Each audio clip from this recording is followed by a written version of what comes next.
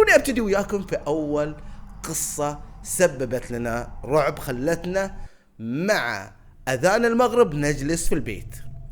قصة ام السعف والليف.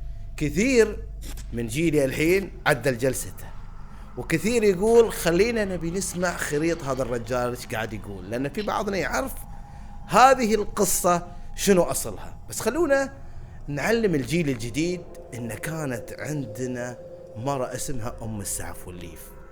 هذه كانت مسبب لنا هاجس من اول ما يأذن المغرب، واحنا على طول طيران نرجع للبيت، لان الوالدة الله يحفظها تقول لك انت اخرت بتشيلك ام السعف والليف.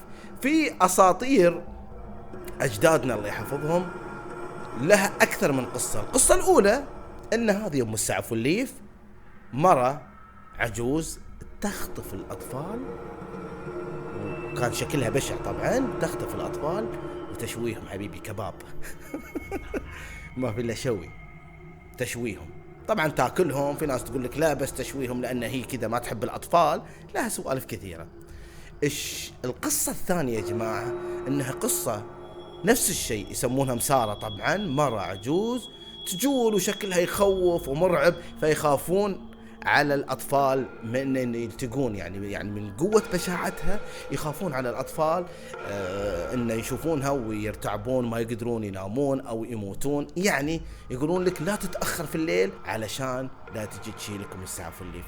أنت ما تدري شلون موضوع الرعب اللي مسبب لنا أم السعف والليف، شلون تقول أمك بكل كذا لا تجي تشيلك أم السعف والليف وإحنا راكب، لا تجي تأخذك أم السعف والليف.